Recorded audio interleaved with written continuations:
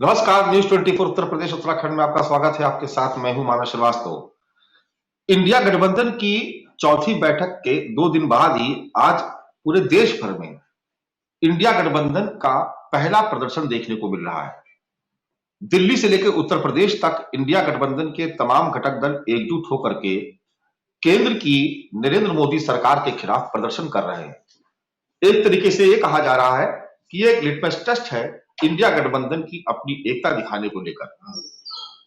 India गठबंधन के तमाम कद्दावर नेता अगर दिल्ली में जमा है तो उत्तर प्रदेश की सड़कों पर भी कांग्रेस पार्टी, समाजवादी पार्टी और राष्ट्रीय लोकदल के तो तमाम कार्यकर्ता हैं, वो सड़कों पर नजर आ रहे हैं। एक तरीके से उत्तर प्रदेश से लेकर दिल्ली तक और दिल्ली से लेकर उत्तर प्रदेश तक माहौल बनाने की कोशिश की जा रही है। मुद्दा विपक्ष के 142 सांसदों के निलंबन का है, लेकिन कोशिश यह है कि इंडिया गठबंधन के तमाम घटक दल एकजुट होकर देश की मोदी सरकार को अपनी ताकत का एहसास करा सके, या यूं कहे कि जनता में एक संदेश देने की कोशिश की जा रही है कि देश का लोकतंत्र खतरे में है। सेव डेमोक्रेसी के नाम से जो बैनर बनाया गया, जो होर्डिंग्स लगाई गई, उसमें भले ही किसी पार्टी का झंडा नजर ना आता हो, लेकिन तमाम इंडिया गठबंधन के घटक दलों के बड़े नेता जब एक साथ एक मंच पर नजर आ रहे हैं तो निश्चित तौर पर समझा जा सकता है कि मकसद क्या है। एक तरफ एनडीए तो दूसरी तरफ इंडिया, और देशव्यापी इस प्रदर्शन में उत्तर प्रदेश ने भी बढ़ चढ़कर भागीदारी की। उत्तर प्रदेश जहां पर भारतीय जनता पार्टी का, या यूं कहे कि केंद्र की मोदी और उत्तर प्रदेश की योगी सरकार का सब कुछ दांव पर है, सबसे बड़ी जीत दर्ज करने के बाद लगातार 2 लोकसभा चुनाव जीतने वाली भारतीय जनता पार्टी अब तीसरी बार फिर से मैदान में उतरने जा रही है। और इस बार भी लक्ष्य बड़ा है, उत्तर प्रदेश को जीतना है, क्योंकि उत्तर प्रदेश को जीते बगैर देश की सत्ता पर काबिज होना लगभग नामुमकिन माना जाता है। तो ऐसे में मिशन 80 को लेकर भारतीय जनता पार्टी, या यूं कहे कि एनडीए का खेमा जिस तरीके की तैयारी कर रहा है, इन सबके बीच इंडिया गठबंधन ने बीजेपी का रास्ता रोकने के लिए आज एकजुट होकर प्रदर्शन किया। तो आज के इस प्रदर्शन का क्या असर आम जनमानस पर पड़ेगा, कितनी बड़ी चोट एनडीए गठबंधन पर पड़ सकती है, और आने वाले वक्त में इसका क्या नफा नुकसान होगा, आगे की रणनीति क्या होगी, इन तमाम सवालों के साथ आज हम इस चर्चा की शुरुआत कर रहे हैं। इस चर्चा में भागीदारी करने के लिए तमाम खास मेहमान हमारे साथ मौजूद है। भारतीय जनता पार्टी से एसएन सिंह साहब इस चर्चा में हमारे साथ शामिल हो रहे हैं। समाजवादी पार्टी से अशोक यादव जी भी इस चर्चा में शिरकत कर रहे हैं। तमजीद अहमद साहब कांग्रेस पार्टी के प्रवक्ता हैं, वो भी इस चर्चा में शामिल हो रहे हैं। और वरिष्ठ पत्रकार है सिद्धार्थ कलंस, वो भी इस चर्चा में हमारे साथ भागीदारी कर रहे हैं। उनसे भी समझेंगे कि आखिर इसके सियासी मायने क्या है। तो शुरुआत आज एसएन सिंह साहब के साथ करते हैं। एसएन सिंह साहब, आप देख रहे हैं कि सेव डेमोक्रेसी यानी लोकतंत्र बचाने के नाम पर इंडिया गठबंधन पहली बार सड़कों पर उतरा है एकजुट होकर। एक शक्ति प्रदर्शन, एक ताकत का एहसास करवाने के लिए आपकी उत्तर प्रदेश की सरकार को और केंद्र की सरकार को। सिंह साहब, देखिए महाराज जी, हम शुरुआत आपकी ही बात से करते हैं। निश्चित तौर पे लोकतंत्र की सबसे बड़ी खूबसूरती है कि अपनी बातों को आप सड़क से लेकर संसद तक कहिए, मर्यादित आचरणों में रहकर कोई भी बात कहिए, ये बहुत खूबसूरती है। लेकिन आपने कहा पहली बार, क्योंकि ये लोग पहली बार इस तरह के आचरण का प्रयोग कर रहे हैं, ऐसे आचरण का प्रयोग करते नहीं। अब देखिए, आप कह रहे हैं कि लोकतंत्र खतरे में। भैया, राजीव गांधी जी के समय में 63 लोग जब निकाले जाते हैं, उस समय लोकतंत्र खतरे में था कि नहीं? इंदिरा गांधी जी के समय में 22 लोग निकाले जाते हैं। स्वर्गीय इसके पहले जो है लगभग 2012 में 8 सांसद निकाले जाते हैं। तो इस तरह से आप पीवी नरसिम्हा राव जी, मनमोहन सिंह जी की सभी सरकारों में आप देखेंगे कि जो अनुचित आचरण करता है, उस कदाचार के नाते उनको लोकसभा राज्यसभा से निलंबित किया जाता है। कभी 2 दिन के लिए, 1 दिन के लिए किया जाता है। लेकिन 62, 71 और 74 में राजनारायण जी को पूरे का जितना वो था, शीतकालीन सत्र था, मानसून सत्र था, उस पूरे सत्र के लिए उनको निलंबित कर दिया गया। अब देखिए, गांव में एक कहावत है कि आप वो आचरण दूसरे के साथ मत करिए जो आचरण आपके साथ होता है तो आपको बुरा लगता है। अगर आप कानून के साथ वो आचरण आप करेंगे कि कानून को नहीं मानेंगे, संसद की मर्यादा को नहीं मानेंगे, संसद की गरिमा को नहीं मानेंगे, और संसद से इस तरह का आप उम्मीद करते हैं कि वो आपके खिलाफ कार्रवाई ना करे, तो ऐसा नहीं होगा मानस जी। सिर्फ सवाल ये उठता है कि 143 क्यों? बात यह है कि 10 अगर गलत आचरण करेंगे तो 10 के खिलाफ कार्रवाई होनी चाहिए, 50 करेंगे तो 50 के खिलाफ कार्रवाई होनी चाहिए, और 100 से ज्यादा अगर गलत कार्य कर रहे हैं तो 100 से ज्यादा पे कार्रवाई होनी चाहिए। अब देखिए, ये जब इस बार का सत्र जब शुरू होता है मानस जी, तो सभी पार्टियां, भारतीय जनता पार्टी नहीं, सभी पार्टियां मिलकर कहती हैं कि नहीं, एक आम राय बनता है कि जो बिल है जिससे देश का भविष्य सुरक्षित हो, जो विकास में भागीदार बने, ऐसे सुरक्षा के बिल हैं, इस तरह के जो कानून के बिल हैं, उसको ले आने में सभी लोग सहयोग करेंगे और चर्चा करेंगे, किसी भी विषय पर चर्चा करेंगे, कोई अवरोध उत्पन्न नहीं करेंगे। लेकिन चूंकि वो कहावत है कि भाई आदमी अपने चीजों को, वो फितरत होती है, वो कहीं ना कहीं आ जाती है, तो उसके बाद जब वो लोग विरोध करना शुरू करते हैं तो पहले दिन किसी का निलंबन नहीं होता, बार बार आदरणीय लोकसभा अध्यक्ष के द्वारा, राज्यसभा अध्यक्ष के द्वारा अनुनय में नहीं किया जाता है कि नहीं, संसद की कार्यवाही अति आवश्यक है, जनता के हित में उस कार्यवाही को चलने दिया जाए। जब आप नहीं मानते हैं, आप अगर नहीं मानेंगे कानून को, तो कानून आपके खिलाफ कार्रवाई करेगा। अब देखिए, बाहर जाते हैं, बाहर जाने के बाद मानस जी क्या करते हैं, उसी आचरण को विक्षोभ के रूप में दिखाते हैं, और जो इतना रहता है कि एक मर्यादित जगह पर बैठे हुए एक उपराष्ट्रपति को अमर्यादित भाषा का प्रयोग करना, उनकी मिमिक्री करना, उनके बारे में फोटोग्राफी करना और हंसी मजाक करना, इस तरह के कार्य करते हैं एक समुदाय के लिए कि उनके अंदर तो रीढ़ ही नहीं है, वो तो इस तरह के हैं, अगर कोई बीमार है तो उसका भी मजाक उड़ाना। और उड़ा कौन रहा है? निश्चित तौर पे बहुत सारे लोग अलग अलग कार्यों को करते हैं, कोई नाट्यशाला में काम करता है तो कोई पाठशाला में भी काम करता है, सबके कार्य डिफाइन है मानस।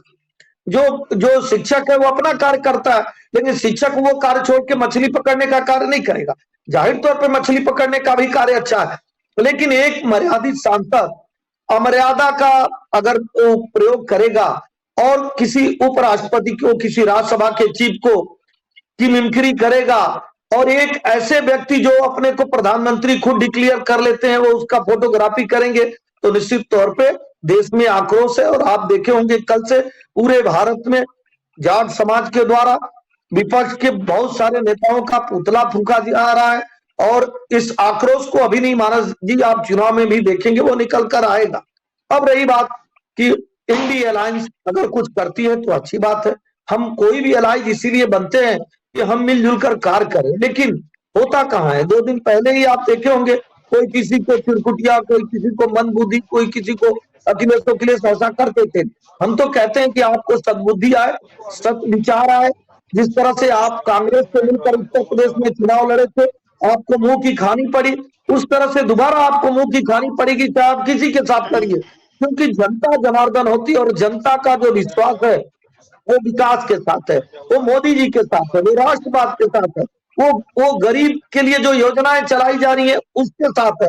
तो निश्चित तौर पे हम अपने योजनाओं को लेकर, आप देख रहे होंगे अब ये लोग लड़ाई झगड़े गाली गलौज का कार्य कर रहे हैं, और भारतीय जनता पार्टी मानस जी विकसित भारत संकल्प यात्रा के माध्यम से मोदी जी की गारंटी वाली गाड़ी द्वार द्वार जाके जनता को उन योजनाओं का भागीदार बना रही है, अपना बनाने का कार्य करिए। जो भी शोषित वंचित है उन योजनाओं से अगर अछूते रह गए, उनको भी योजनाओं का लाभ देने का कार्य करिए। हमें पूर्ण विश्वास है कि भारतीय जनता पार्टी 10 वर्षों में जो देश के विकास के लिए, राष्ट्र के गौरव को बढ़ाने के लिए, सबकी समृद्धि के लिए और सबका साथ सबका विकास के नारे को बुलंद करते हुए जो भारतीय जनता पार्टी ने कार्य किया, हम उन सभी योजनाओं को लेकर जनता के बीच में जा रहे हैं। हम भव्य राम मंदिर को लेकर भी जनता के बीच में जा रहे हैं, 370 को लेकर भी जा रहे हैं, 3 तलाक कानून को भी लेकर जा रहे हैं, और अपने राशन शासन और अनुशासन को भी लेकर जा रहे हैं। और हम भरोसा रखते हैं कि जनता आदरणीय प्रधानमंत्री जी की गारंटी, जो प्रधानमंत्री जी कहते हैं वो करते हैं, उस गारंटी पर पुनः मोहर लगाएगी। और ऐसे लोग जो अनुचित आचरण करते हैं, गाली देने का कार्य करते हैं, उसको भी जनता देख रही है मानसी, वो जनता तय करेगी कि कौन उचित है कौन। जी, तमजीद अहमद साहब, पहला ये कहा जाए कि प्रयोग किया गया आज इंडिया गठबंधन की तरफ से और एकजुटता दिखाने की कोशिश की गई, पहला प्रदर्शन भी आप इसको कह सकते हैं, दिल्ली से लेकर के उत्तर प्रदेश तक किस तरीके की कोशिश है, और क्या लगता है कि इसका क्या प्रभाव पड़ेगा आम जनमानस पर? मानस जी नमस्कार। देखिए, निश्चित रूप से हमारे पास विकल्प क्या रह गया मानस जी। जिस तरीके से पूरे पार्लियामेंट को भारतीय जनता पार्टी और सरकार ने बंधक बना लिया कि वहां पे किसी भी सदन में किसी भी सांसद को कुल मिला के कार्य करने की इजाजत नहीं है। निश्चित रूप से ये संदेश इन्होंने स्पीकर के जरिए, चाहे वो राज्यसभा हो चाहे लोकसभा हो, में ये संदेश स्पष्ट दे दिया है कि विपक्ष के रूप में ये चाहते नहीं कि संसद के अंदर कोई सांसद बैठ के काम कर सके। कभी इतिहास में ऐसा नहीं हुआ मानस जी कि इतने सांसदों को एक साथ निलंबित कर दिया जाए। और किस वजह से? बिल में कोई पहली बार तो नहीं गए। किस तरीके का कार्य जब 2014 से पहले भारतीय जनता पार्टी के सांसद करते थे। यही अरुण जेटली जी, स्वर्गीय सुषमा स्वराज जी कहती थी कि ये लोकतंत्र में डिसेंट एक पार्ट है, विरोध करना एक पार्ट है, और संसद में विरोध करना भी लोकतंत्र का हिस्सा है। और बिल्कुल हम मानते थे ये लोकतंत्र का हिस्सा है, हम तो नहीं किसी को निकाल देते थे। ये इतिहास का बिल्कुल काला अध्याय चल रहा है मानस जी। इतिहास इसको एक काले अध्याय के रूप में याद रखेगा। अभी भले सत्ता और शासन के नशे में और तानाशाही व्यवस्था कायम करने के नशे में भले भारतीय जनता पार्टी कुछ भी कहे, लेकिन इतिहास इसको बेहद ही काले अध्याय के रूप में याद रखेगा। इतिहास के पन्नों में एक काला काला इतिहास दर्ज किया जाएगा, ये बिल्कुल निश्चित आप मान के चलिए मानस जी। अब ये अभी एसएन सिंह साहब बताइए आचरण की बात कर रहे हैं। मैं तो सुन के हैरान रह जाता हूं कि कैसे एसएन सिंह साहब इतनी इतनी इतनी कॉन्फिडेंस के साथ मर्यादा की बात कर रहे हैं। आपको याद है संसद का पहला दिन था और रमेश बिधुड़ी जो इनके सांसद हैं, किस तरीके की भाषा है उनका प्रदर्शन वहां पे किया था। किस तरीके की अभद्र भाषा का इस्तेमाल किया था एक सांसद के ऊपर। किस तरीके से दानिश अली को पूरे संसद भवन में दे, जिस समय पहले दिन सेंट्रल विस्टा में जो संसद भवन बना उद्घाटन था, किस तरीके का भाषा का इस्तेमाल किया गया, क्या कार्रवाई हुई उनपे। अलबत्ता भारतीय जनता पार्टी ने उनको इनाम अलग से दिया। आप किस तरह की बातें कर रहे हैं? आज यशवंत सिंह साहब यहाँ पे मर्यादा और भाषा की बात कर रहे हैं। किस तरीके से एक साक्षी मलिक जो कि जाट की बेटी है, जब ये जाट की बात कर रहे हैं, जाट समुदाय की बात कर रहे हैं। साक्षी मलिक कौन है भाई? साक्षी मलिक क्या जाट की बेटी नहीं है जो आप यहाँ पे बैठ के भाषण दे रहे हैं? किस तरीके से उनको कल रोते हुए प्रेस कॉन्फ्रेंस करना पड़ा कि I quit from my game. उनको अपने खेल से कुछ करना पड़ गया, एक बेटी को, देश की बेटी को। और ये यहाँ पे आके राजनीति कर रहे हैं, जाट और नॉन जाट जाट और जिस तरीके से समाज को बांटने का काम कर रहे हैं, वो भी यहाँ पे प्रदर्शन कर रहे हैं। अभी 4 दिन पहले तक ये यशवंत सिंह साहब बोलते थे कि देश में कोई जाति ही नहीं है, गरीब है, अमीर है, फकीर है, यही जाति है। अब आज ये जात भी बताने लगे, वो भी उपराष्ट्रपति की जात बताने लगे। कितनी शर्म की बात है मानस जी कि आज देश के उपराष्ट्रपति को उसकी जात बतानी, भाजपा उसकी जात, उनकी जात बता रही है। ये कितनी शर्म की बात है। और जिस तरीके से इन्होंने उपराष्ट्रपति जैसे पद को इन्होंने एक राजनीतिक पद बना दिया। आप बताइए, ये भाषण देते दिलवाते हैं उपराष्ट्रपति जी से कि मोदी जी ही पूरी पुरुष है। आप बताइए, एक उपराष्ट्रपति को भारतीय जनता पार्टी को अपना नोट लिख के देना चाहिए कि इस तरह का भाषण उनको देना चाहिए कि मोदी जी को युग पुरुष बताते फिर? कि बेहद बेहद ही काला अध्याय चल रहा है मानस जी। और हमारे पास कोई विकल्प नहीं है जनता के बीच जाने के अलावा। और निश्चित रूप से मान लीजिए जनता इनको वॉच कर रही है, जिस तरीके की तानाशाही व्यवस्था ये कायम करना चाह रहे हैं। और ये चाह रहे हैं कि विपक्ष जो है संसद के अंदर दिखाई भी न दे, विपक्ष की आवाज लोगों को सुनाई न दे। विपक्ष की आवाज को बंद करने के लिए जिस तरीके से कैमरे और माइक संसद के बंद कर दिए जाते हैं, जिस तरीके से पूंजीपतियों को बचाने के लिए पूरी की पूरी सरकार आकर खड़ी हो जाती है, जिस तरीके से पूंजीपतियों को बचाने के लिए कि पूंजीपतियों के खिलाफ कोई डिबेट ना होने पाए, उसके लिए संसद भवन में 70 पद के सांसद सत्ता सदन को बंद कराने का काम करते हैं, तो ये इतिहास के बेहद ही काले अध्याय में लिखा जाएगा। अभी कुछ भी कोई कह ले, सत्ता हमेशा किसी के पास नहीं रहती मानस जी। हम लोगों ने भी 60 साल राज किया है, लेकिन इस तरह की व्यवस्था कायम नहीं की कि आज जिस तरीके से इन्होंने संसद भवन को एक तरह से बंद कर दिया, लोकतंत्र के मंदिर को एक तरह से बंद कर दिया, ये तो ये बेहद दुर्भाग्यपूर्ण है। जितनी इसकी भर्त्सना की जाए कम है, जितनी इसकी कड़ी निंदा की जाए कम है। लेकिन विपक्ष जरूर आप संसदन में हम लोगों को बोलने नहीं दोगे, लेकिन हमें सड़क पे आने से आप नहीं रोक पाओगे। और जनता इंतजार कर रही है आपका। याद रखिएगा 2024 का चुनाव ये आपके तानाशाही व्यवस्था के अंत होने का चुनाव होगा, ये आप याद रखिएगा। अच्छा सिद्धार्थ करण जी, इसी से जुड़ा सवाल आपसे ही ले लेते हैं। सिद्धार्थ करण साहब, पहली बार आप देख रहे हैं कि इंडिया गठबंधन के लोग एकजुट होकर के दिल्ली में प्रदर्शन कर रहे हैं। लखनऊ में भी आप तस्वीरें देख रहे हैं, सड़कों पर एक तरफ कांग्रेस के नेता, दूसरी तरफ समाजवादी पार्टी के कार्यकर्ता मिलकर के एक प्रदर्शन हो रहा है।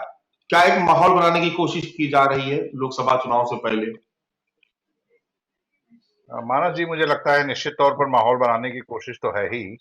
और हाल में हुए जो चुनाव हुए 5 राज्यों के, उनमें से जो 3 उत्तर भारतीय राज्यों में इंडिया गठबंधन के सबसे अहम जो दल कांग्रेस है, उसको जो पराजय का सामना करना पड़ा। उसके बाद मुझे लगता है कि इंडिया गठबंधन के घटक दलों को इस बात का एक चेतावनी के तौर पर था कि मिलकर आपको एक माहौल अगर नहीं बनाएंगे तो आप का अस्तित्व वो खतरे में आएगा। तो ये पहला जो शक्ति प्रदर्शन इन्होंने करने का प्रयास किया है, हालांकि बहुत देर से हुआ।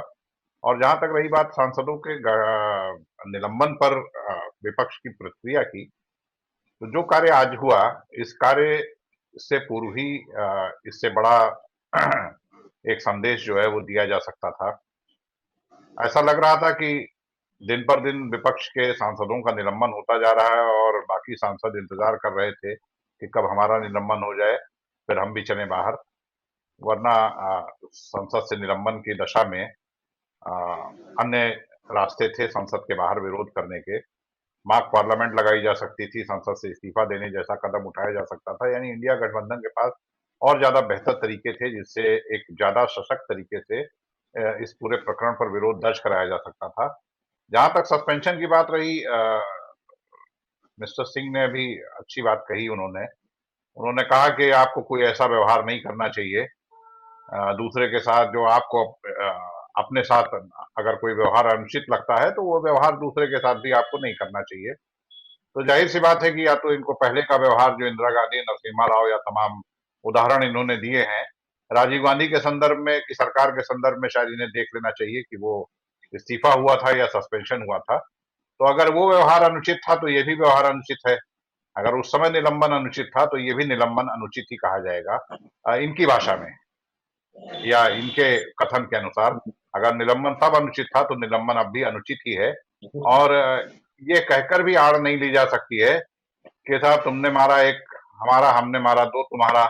यानी आपने 68 या 63 या 8 या 20 या 22 किए थे तो हमने एक साथ 143 किए हैं ताकि हमने आपसे बड़ी लकीर खींची है। तो ये लोकतंत्र में या संसदीय परंपरा के लिए ये कोई बेहतर स्थिति नहीं है। इंडिया गठबंधन निश्चित तौर पर 3 राज्यों की हार के बाद एक पस्ती के दौर से गुजर रहा है और इस तरह के संयुक्त कार्यक्रमों की इंडिया गठबंधन को जरूरत है कि जिससे कि वो जनता के बीच में भरोसा दिलाने में कामयाबी हासिल कर सके कि हाँ, कम से कम हम एकजुट होकर इस बार एक चुनौती पेश करने की कोशिश करेंगे। और उत्तर प्रदेश शायद इंडिया गठबंधन की जैसा कि सभी पूरे देश में जानते हैं, एक सबसे कमजोर कड़ी के तौर पर पेश किया जा रहा है। तो उत्तर प्रदेश में 80 सीटें हैं और उत्तर प्रदेश में जो इंडिया गठबंधन के घटक दल है उनमें सबसे ज्यादा तालमेल की कमी दिखाई पड़ती रही है जब से ये करीब 100 दिन से अधिक का हो गया इंडिया गठबंधन। तो यही एक राज्य ऐसा है जो सबसे अधिक सदस्य संख्या लोकसभा की होने के बावजूद सबसे ज्यादा जो कमजोर कड़ी इंडिया गठबंधन की मानी जा रही थी। तो आज पहली बार उत्तर प्रदेश में भी इंडिया गठबंधन के घटक दल, उसमें राष्ट्रीय लोकदल था, भारतीय कम्युनिस्ट पार्टी के भी झंडे दिखाई पड़ रहे हैं। जी। उसमें कांग्रेस है, समाजवादी पार्टी है, इन्होंने एक मिलकर एक प्रदर्शन किया है। तो अब देखने की बात है कि इस तरह का एक जो संयुक्त उपक्रम है या ज्वाइंट वेंचर है वो कितने दिनों तक आगे और किस स्तर तक दिखाई पड़ेगा, क्योंकि उससे ही तय होगा कि आपकी चुनौती आप कितनी मजबूती के साथ पेश कर पाएंगे। कम से कम उत्तर प्रदेश में जहां भारतीय जनता पार्टी पिछले कई चुनावों से, आप 2 लोकसभा 2 विधानसभा, उसके बाद पंचायत से लेकर और नगर निकायों से लेकर हर चुनाव में जो लगातार अपराजय होने का उसका एक रिकॉर्ड दिखाई पड़ रहा है, उसके सामने कितनी बड़ी चुनौती पेश करेंगे। इस तरह के इनके जो ज्वाइंट ऑपरेशंस होंगे या संयुक्त जो अभियान होंगे वो साबित करेंगे कि अगले 3 महीनों में इनकी चुनौती कितनी बड़ी होने जा रही है उत्तर प्रदेश में। जी मानस जी। अच्छा, ऐसे सिंह साहब, जो प्रदर्शन हुआ आज का, उसमें एक चीज मैं बहुत गौर से मैं समझने की कोशिश कर रहा था कि जो जिस तरीके के बयान बड़े नेताओं की तरफ से दिए गए, उससे ऐसा लगा कि देश में इस वक्त बीजेपी सबसे बड़ी खलनायक के तौर पर, यानी लोकतंत्र का एक तरीके से आपने गला घोंट दिया है या उसकी तरफ आपने कदम आगे बढ़ा दिया है। जैसे राहुल गांधी ने कहा कि ये नफरत और मोहब्बत के बीच की एक लड़ाई है, ये कोई प्रदर्शन, इसको मतलब पॉलिटिकल एंगल से नहीं देखा जाना चाहिए। लोकतंत्र बचाने के लिए ये नफरत और मोहब्बत के बीच की लड़ाई। दूसरी तरफ अगर आप शरद पवार को भी सुनेंगे तो वो कहते हुए नजर आ रहे हैं कि लोकतंत्र बचाने के लिए अगर हमें कोई भी कीमत चुकानी पड़ती है तो हम उसके लिए तैयार हैं। तो देश में इस तरीके का माहौल इस प्रदर्शन के जरिए बनाने की कोशिश की जा रही है और उसका असर हम उत्तर प्रदेश में भी देख रहे हैं। बड़ा प्रदर्शन यहाँ पर भी हुआ, तो ऐसा लग रहा है जैसे कि आपने लगभग लोकतंत्र का गला घोट ही दिया है आपने। नहीं, क्या होता है मानस जी, जो आदमी जिस तरह के कार्यों को किया सुना रहता है, निश्चित तौर पे बार बार वही कार्य करता है। अगर रामायण आप नहीं पढ़े तो रामायण की चौपाई आपको नहीं याद होगी, तो रामायण की चौपाई आप कह नहीं सकते हैं। सुंदरकांड को तो आप गाली देंगे ही ना, धर्म को तो गाली देंगे। उसी तरह के कार्य कांग्रेस और उनकी अन्य पार्टियों के द्वारा किया गया है। अब जैसे एक आदमी देश में इमरजेंसी लगा के अगर लोकतंत्र को खतरे में डाला, तो बार बार उसको याद आएगा उन चीजों को कि हो सकता है कि जो है लोकतंत्र खतरे में उस समय की तरह हो जाए। हो सकता है कि बड़ा पेड़ गिरा के जिस तरह से सिखों की हत्या हो जाती है, तो उस तरह से लोग मानेंगे कि बड़ा पेड़ गिरने के बाद ही सिखों की हत्या होती है। ऐसा लोग करते रहे, एक बार नहीं किए, सैकड़ों बार किए हैं। कभी धर्म के चश्मे से देखकर हिंदुओं को आतंकवादी कह देना, कभी देश के संसाधनों पे एक का अधिकार बता देना। ऐसे समय में बहुत बार लोकतंत्र खतरे में पड़ा, जब कश्मीर से, इसी देश में कश्मीर से एक बड़े वर्ग को, हिंदुओं को वहां से प्रताड़ित करके, अपमानित करके, उनके साथ जघन्य बुरे कृत्य करके हटाया जाता है, और उस पर एक पार्टी बिल्कुल चुप्पी साधी रहती है। निश्चित तौर पे लोकतंत्र खतरे में तब रहता है जब एक धर्म को टुकड़े टुकड़े गैंग के साथ इसलिए खड़े हो जाते हैं कि तुष्टीकरण का कार्य हो जाए, और हिंदुओं को आतंकवादी कह देते हैं। जो भारत में रहने वाला एक बड़ा वर्ग है, निश्चित तौर पे उस समय लोकतंत्र खतरे में रहता है। कोई लोकतंत्र खतरे में नहीं है। अब हमारे जो वरिष्ठ पत्रकार कहते, चूंकि बड़े भाई हैं, उनकी भी बात का, और हमारे जो मित्र है कांग्रेस के, उनकी भी बात का जवाब देता हूं।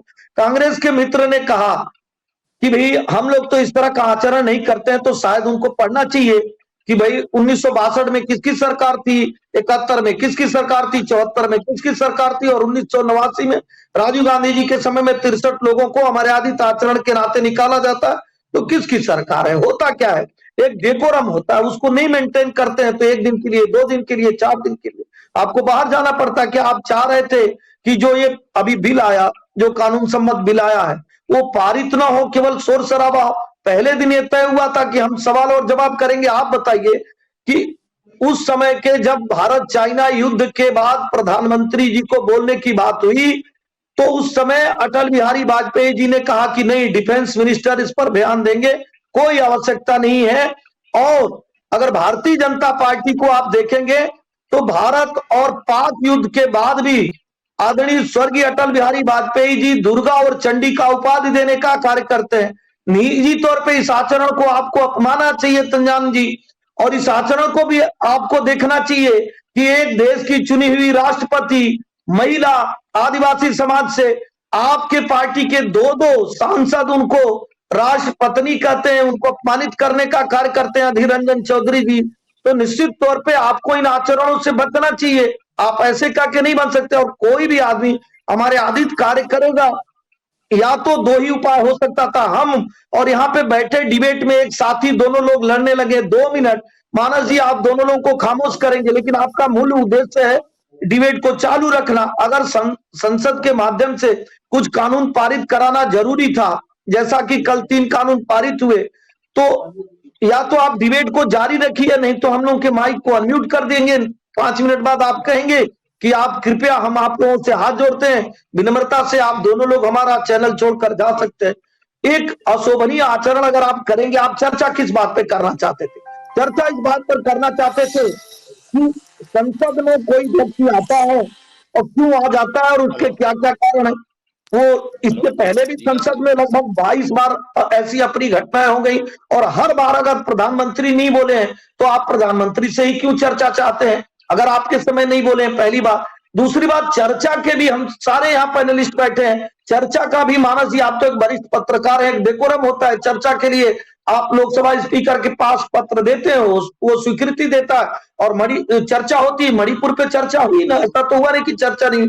लेकिन जो मूल कार्य था कि किसी भी तरीके से जो अच्छे बिल कल आए वो आने ना पाए, कि उसकी इससे भारतीय जनता पार्टी का वोट बढ़ जाएगा, भारतीय जनता पार्टी का नाम हो जाएगा। नहीं भाई, ऐसा नहीं होगा।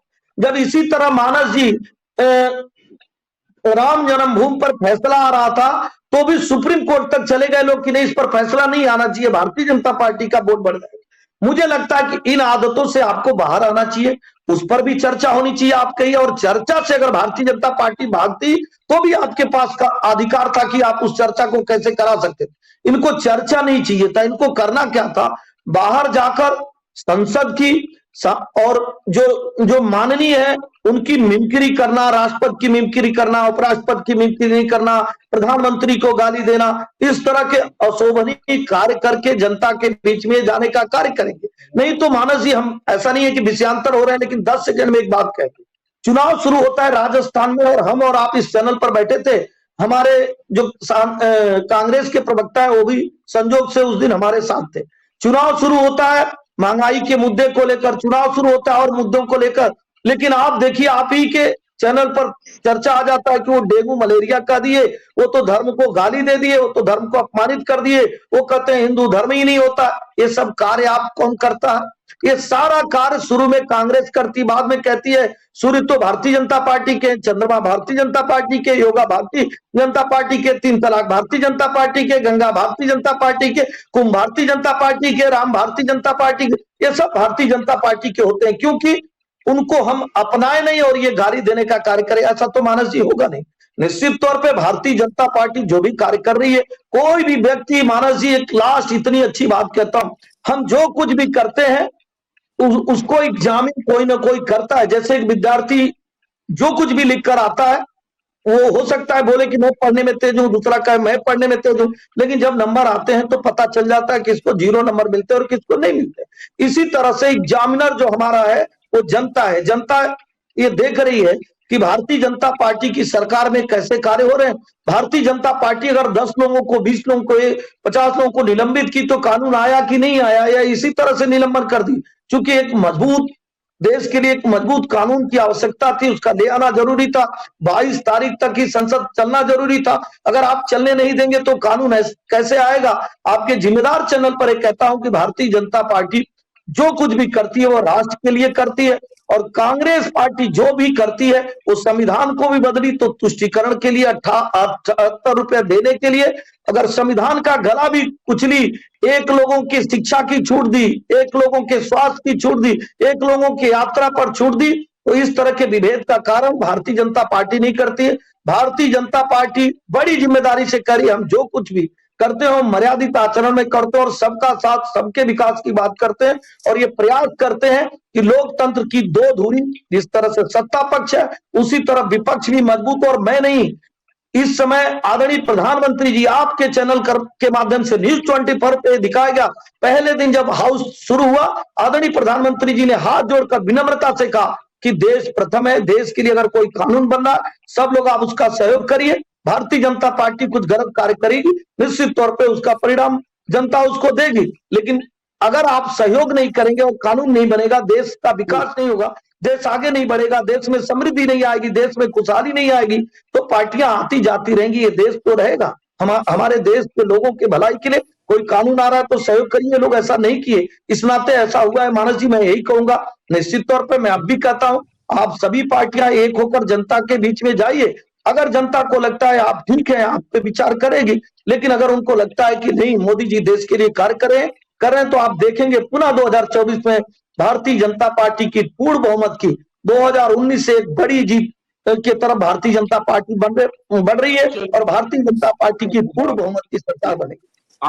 आज बैठक भी चल रही है इसी जीत को लेकर के, इस जीत की रणनीति को लेकर के जिसका आप जिक्र कर रहे हैं। फराज किदवई साहब हमारे साथ मौजूद है। फराज किदवई साहब के पास चलते हैं। फराज किदवई साहब, जिस बात का जिक्र अभी एसएन सिंह साहब कर रहे हैं, तो जिस बात को लेकर के भारतीय जनता पार्टी बार बार कह रही है कि दरअसल आपका आचरण ही गलत है। पहले आप संसद में गलत आचरण करेंगे, उसके बाद बाहर निकल करके उपराष्ट्रपति की मिमिक्री करेंगे, और जब सांसदों का निलंबन हो जाएगा तो आप बाहर एकजुट होकर के धरना प्रदर्शन करेंगी और पूरे देश में एक माहौल बनाने की कोशिश करेंगे जैसे भारतीय जनता पार्टी खलनायक है, वो लोकतंत्र की हत्या कर रही है। हाँ मानस जी, मैं एक्चुअली थोड़ा सा लेट ज्वाइन किया, तो मैंने अपने भाई एसएन सिंह साहब की बातों को थोड़ा बहुत सुना, और शायद लोकतंत्र की बहुत ज्यादा बातें हो गई, लोकतंत्र की क्लास हो गई। जहां तक रही आचरण की बात, तो आचरण तो पूरे देश ने देखा। रमेश विदुड़ी ने, जो इनके सांसद हैं, उन्होंने किया। तो आचरण की बात तो भारतीय जनता पार्टी ना ही करे। आचरण इनके एक और सांसद का देखा, जिसके उत्पीड़न से हमारे देश का पूरे विश्व में सर ऊंचा करने वाली महिला खिलाड़ी जो हैं वो जंतर मंतर पर बैठी रही। तो ये सब भारतीय जनता पार्टी के सांसद तो हैं नहीं, ये समाजवादी पार्टी के हैं, कांग्रेस के हैं, तृणमूल कांग्रेस के हैं और बाकी पार्टियों के हैं। तो आचरण तो पूरे देश ने संसद के अंदर देखा। अब रही बात मिमिक्री की, तो मिमिक्री तो मानस जी माननीय प्रधानमंत्री जी ने भी की सदन के अंदर, ऐसे ऐसे हाथ करके, वो पता नहीं क्या कर रहे थे, यूं यूं यूं यूं करके। और दीदी, ओ दीदी, एक चुनी हुई मुख्यमंत्री के लिए, एक महिला बुजुर्ग मुख्यमंत्री के लिए ये दीदी, ओ दीदी ऐसे कहना एक प्रधानमंत्री के लिए मुझे तो नहीं लगता है कि शोभा देता है। अब हम लोग बात करते हैं, हमें लगता है लोकतंत्र पे काफी चर्चा हो गई। मानस जी देखिए, लोकतंत्र के अलावा एक चीज और है जिस पर हम लोगों का ध्यान कम जा रहा है, वो है कॉन्सेंट्रेशन ऑफ पावर। आज की तारीख में जो हम देख रहे हैं कि किस अभूतपूर्व तरीके से जो कॉन्सेंट्रेशन ऑफ पावर हो रहा है मानस जी, और monopolisation of organs of state हो रहा है, ये बहुत ही ज्यादा दुर्भाग्यपूर्ण है। और मानस जी मैं पूरी जिम्मेदारी से बोल रहा हूं कि सबसे ज्यादा जो चिंता की बात है वो ये है कि जो डेमोक्रेटिक सेटअप आज की तारीख में है वो सत्ता से कितना आकर्षित है, इसको हमको देखना होगा। एक सीधा सवाल पूछा जा सकता है मानस जी कि यही संसद वाला जो सिक्योरिटी ब्रीच हुआ है उसके ऊपर अगर होम मिनिस्टर साहब चाहते तो एक बयान आकर के दे देते, बात खत्म हो जाती। लेकिन प्रॉब्लम क्या है कि आज की जो लोकतांत्रिक व्यवस्था है उस व्यवस्था में जो लोकतंत्र आप एक तरह से कह सकते हैं कि जो आकर्षित हो रहा है, मैंने अभी आपको बोला, वो संविधान के बजाय सत्ता से आकर्षित हो रहा है। और ये बेसिकली अगर आप इसको इंग्लिश में बोलें तो it is personification of popular will then liberty Manas ji. तो ऐसे माहौल में सत्ता तो प्रोजेक्ट ही होगी और लोकतंत्र तो प्रोजेक्ट होगा नहीं। दूसरी बात, जो मैं बोल रहा हूं ना, कॉन्सेंट्रेशन ऑफ पावर, सत्ता का एकाधिकार, ये सत्ता का एकाधिकार बहुत सारी चीजों के लिए मानस जी आज की तारीख में हो रहा है। किस पर हो रहा है? चाहे वो सत्ता का जो एकाधिकार है वो विपक्षी सांसदों के खिलाफ हो रहा है, सत्ता का एकाधिकार मीडिया के खिलाफ हो रहा है, सत्ता का एकाधिकार बुद्धिजीवियों के खिलाफ हो रहा है, और सत्ता का एकाधिकार जो है जिसको हम कॉन्सेंट्रेशन ऑफ पावर बोलते हैं मानस जी, वो किसानों के खिलाफ हो रहा है। तो एक तरह से हम लोग अक्सर बोलते नहीं है मानस जी के कूप हो गया, तो बेसिकली एक कॉन्स्टिट्यूशनल कूप हो गया है आज की तारीख में भारत में, जब से 2014 के बाद से, जब से भारतीय जनता पार्टी की सरकार आई है। अच्छा, अब दूसरी बात क्या है मानस जी के हम लोग बात कर रहे थे कि कल से हम लोग बात कर रहे हैं कि सस्पेंशन जो हो रहा है हमारे जो सांसद हैं उनका। तो मानस जी मैं आपसे एक बड़ी जिम्मेदारी से बोलूंगा कि सीएसडीएस और लोकनीति का एक सर्वे है, उस सर्वे के हिसाब से भारत की जो 140 करोड़ जनता है उसका अगर सबसे ज्यादा विश्वास है तो हमारी पार्लियामेंट पर है। लेकिन 2014 के बाद से मानस जी पार्लियामेंट में पॉलिटिकल मोरालिटी रही कहां है? पॉलिटिकल मोरालिटी का आज की तारीख में एक सीरियस डिक्लाइन हुआ है। आप बात करते हैं डिग्निटी की, आप बात करते हैं रिस्पेक्ट की, आप बात करते हैं अकाउंटेबिलिटी की, ये सब कुछ मीनिंगलेस हो चुका है भारतीय जनता पार्टी की सरकार में। और इसलिए मैं बोल रहा हूं कि जब चुना हुआ सांसद अपने एक कलीग के लिए, एक चुने हुए सांसद के लिए उसी सदन के अंदर कैसी कैसी भद्दी सदन में जो कह सकता है वो मैं आपके चैनल पे भी नहीं कह सकता हूं। तो मानस जी और दूसरी बात ये बोलते हैं कि साहब जो विपक्ष जो है वो हंगामा कर रहा है, विपक्ष जो है वो प्रदर्शन कर रहा है। अरे आप ये बताइए कि विपक्ष का काम क्या है? आप पार्लियामेंट में ताला लगा दीजिए मानस जी, इनसे बोलिए भारतीय जनता पार्टी से, भाई विपक्ष का काम है अपोज करना, विपक्ष का काम है एक्सपोज करना, और विपक्ष का काम है डिस्पोज करना। लेकिन ये आजादी के बाद की सबसे कमजोर सरकार है मानस जी, और हम मानते हैं कि आजादी के बाद के सबसे कमजोर होम मिनिस्टर साहब भी हैं, क्योंकि आज की तारीख में इतना प्रचंड बहुमत होने के बाद भी अगर आप पार्लियामेंट को फेस नहीं कर पा रहे हैं तो ये तो आपकी कमजोरी को ही दर्शाता है। और मानस जी बात करते हैं, और यही अहंकार, मुझे याद आ रहा है, यही अहंकार जो इनका था और यही गुरूर मणिपुर पे भी था।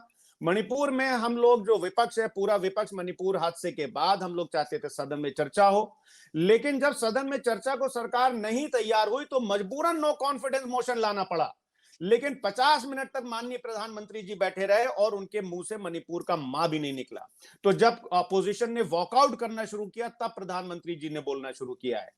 तो मैं शुरुआती अपने भाई एसएन सिंह की बातें जो है वो मैं सुन नहीं पाया, लोकतंत्र की बड़ी बड़ी बातें हो रही थी, लेकिन जिस तरह से बीजेपी पार्टी जो है आज की तारीख में मानस जी लोकतंत्र पर, जो लोकतांत्रिक इंस्टीट्यूशन है उनके ऊपर कब्जा कर रही है।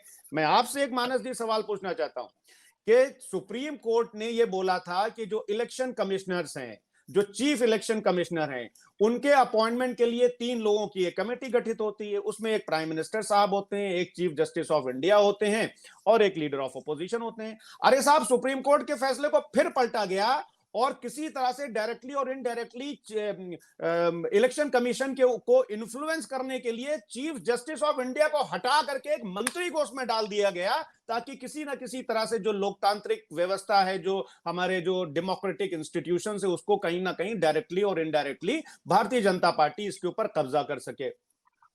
अब आप बात करते जी, अब मानस जी, बात होती है कि हमारे with due respect to Dhankhar ji, हमारे वो उपराष्ट्रपति हैं, राज्यसभा के चेयरमैन हैं। पूरी रिस्पेक्ट के साथ मैं ये कहना चाहता हूं कि अगर आपके लिए मिमिक्री किसी ने कर दी तो वो साहब किसानों का अपमान हो गया। मानस जी, किसानों का अपमान तब नहीं हुआ था जब इनके केंद्रीय गृह राज्य मंत्री के सपूत ने किसानों के ऊपर जीप चढ़ा करके उनको शहीद कर दिया, तब ना बुलडोजर जस्टिस दिखा कहीं और ना किसानों का अपमान दिखा।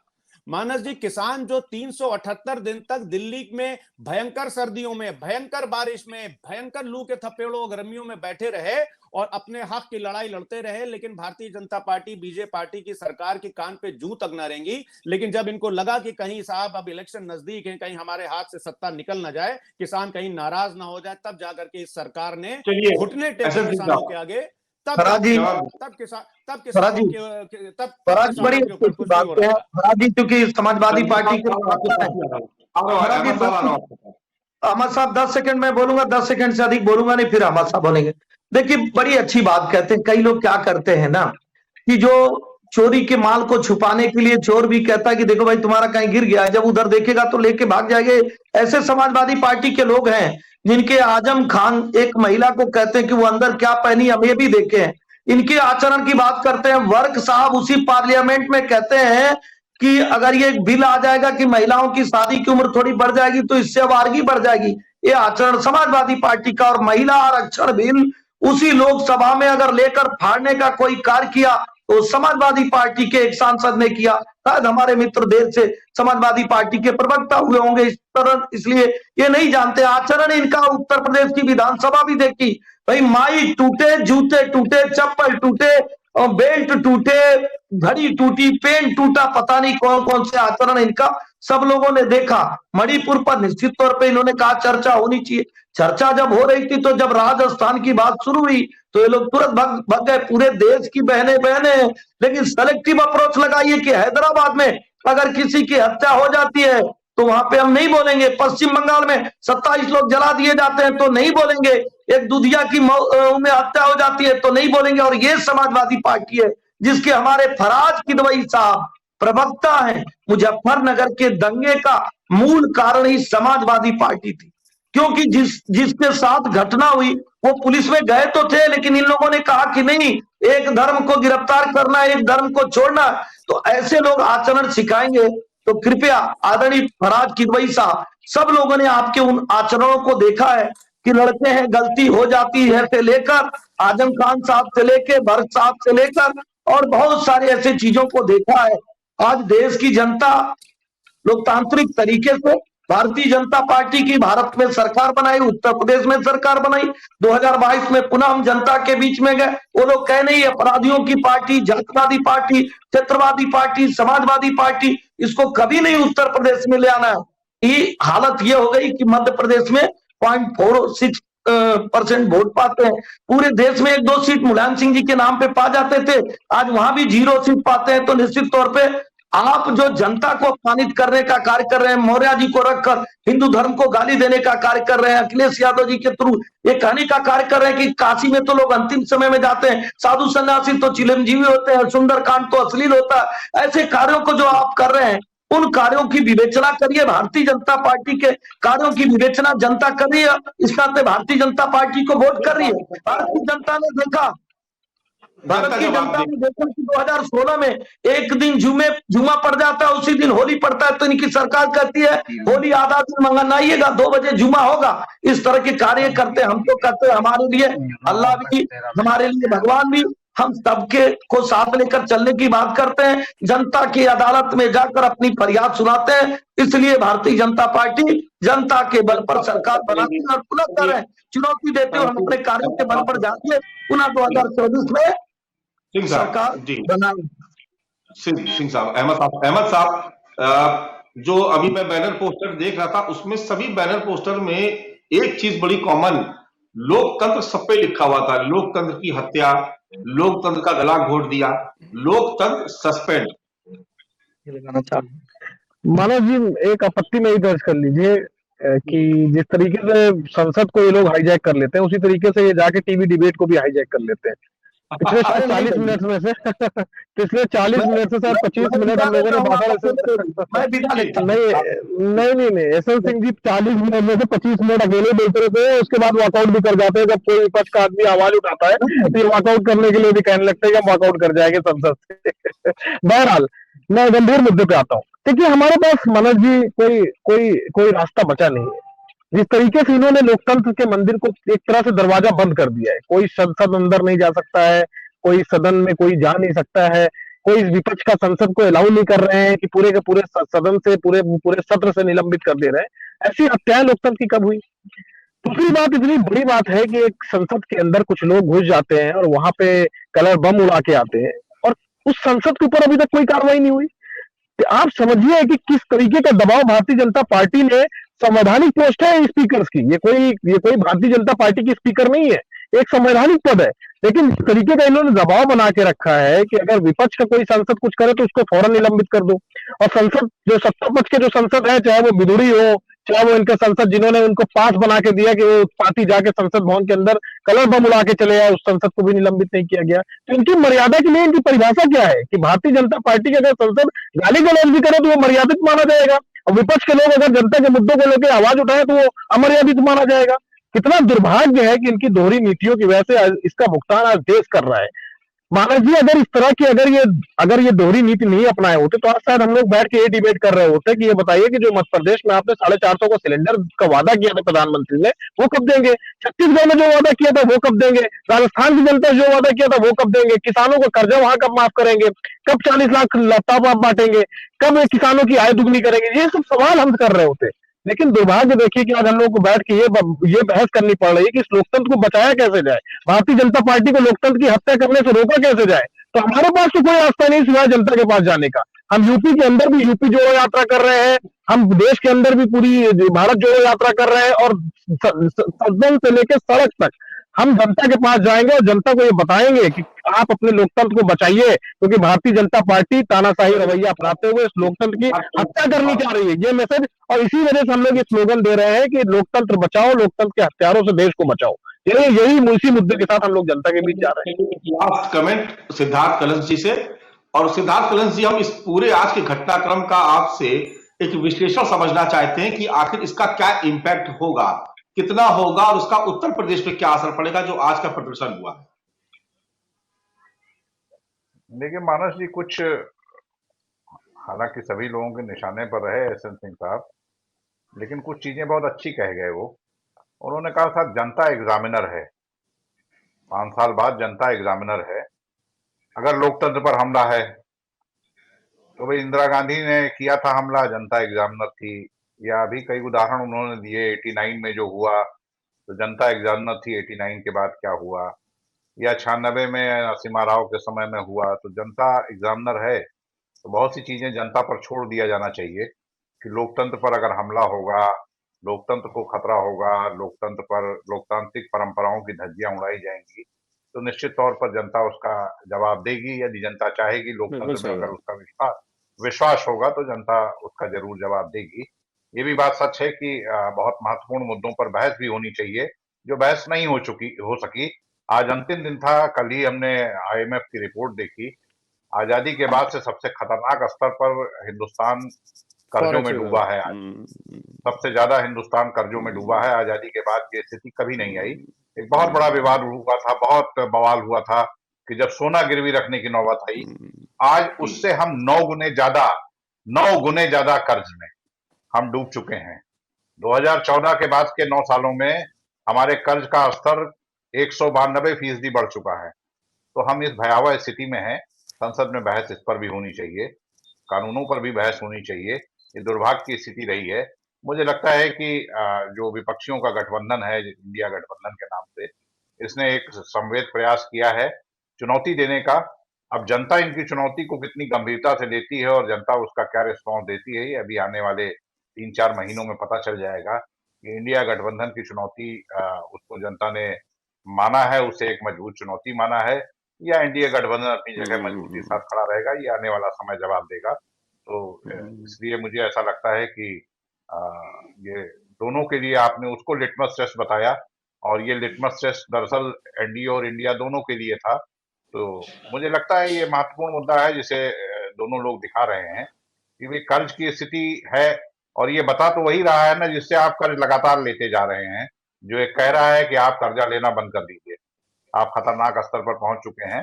जीडीपी के बराबर कर्ज हो जाने की स्थिति हमारे लिए या किसी भी मुल्क के लिए वो सबसे अंतिम स्थिति होती है, वहां के बाद कोई रास्ता नहीं बचता है, और हम करीब करीब वहां तक पहुंचने के लिए बहुत तेजी से साथ प्रयास कर रहे हैं।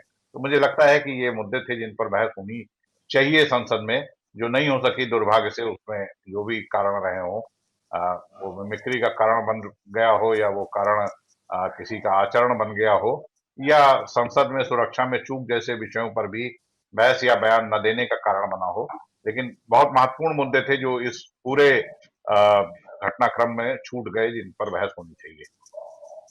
जी बिल्कुल, उम्मीद भी यही की जा रही थी कि सवाल इन तमाम मुद्दों पर उठने चाहिए थे और बहस होनी चाहिए थी। फराज की दवाई साहब, क्योंकि समय का बहुत अभाव है, समय पूरी तरीके से समाप्त हो गया है। सिद्धार्थ जी का 10 सेकंड, सिद्धार्थ जी का एक 10 सेकंड बात कहूंगा, और मैं भी 10 सेकंड लूंगा बस। अच्छी बात है कि सिद्धार्थ जी ने एक बात कही, तो सिद्धार्थ जी को ये भी बताना चाहिए कि इस समय विदेशी मुद्रा भंडार जो है पहले से 2.5 गुना ज्यादा बढ़ गया है। 50 लाख करोड़ रुपए से अधिक विदेशी मुद्रा भंडार है। देश की अर्थव्यवस्था 5वीं अर्थव्यवस्था हो गई है। अरे सर, लगभग 16 करोड़ लोग गरीबी रेखा से ऊपर आते हैं, और जब हम कोई बड़े इंफ्रास्ट्रक्चर में कार्य करते हैं तो सब लोग जानते हैं मेरा बेटा भी करेगा, अगर हम भी करेंगे तो निश्चित तौर पे बैंकों से ऋण होते हैं, लेकिन ऐसी कोई स्थिति नहीं है। बिल्कुल झूठा, सरासर जिम्मेदार चैनल पर पार्टी के प्रवक्ता के रूप में कहता हूं कि भारत के ऊपर कोई ऐसा कर्ज नहीं है कि भारत डूबने वाला है। एक दिन के लिए अगर बिजली जाती है तो ऐसे झूठे लोग कहते हैं कोयले की कमी हो गई है, अब तो हाहाकार मच जाएगा। कोई हाहाकार नहीं, कोई दुराचार नहीं।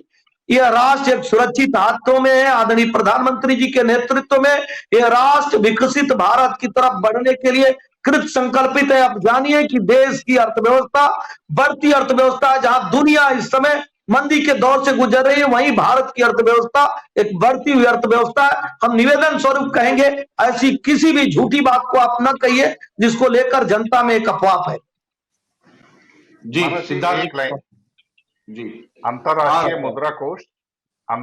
मुद्रा कोष जिससे निरंतर वर्ष दर वर्ष कर्ज लिया जाता है, उसकी रिपोर्ट पर यह आपत्ति इनको आधिकारिक तौर पर दर्ज कराना चाहिए कि आप झूठ बोलते हैं। भारत सही बात। अंतरराष्ट्रीय मुद्रा कोष पर यह आपत्ति आधिकारिक तौर पर दर्ज कराई जानी चाहिए। अगर ऐसा है कि अंतरराष्ट्रीय मुद्रा कोष भी झूठ बोलता है तो यह बहुत गंभीर बात है, और उस पर आधिकारिक तौर पर आपत्ति दर्ज कराई जानी चाहिए। जी अपराध के साथ 10 सेकंड आपके पास है।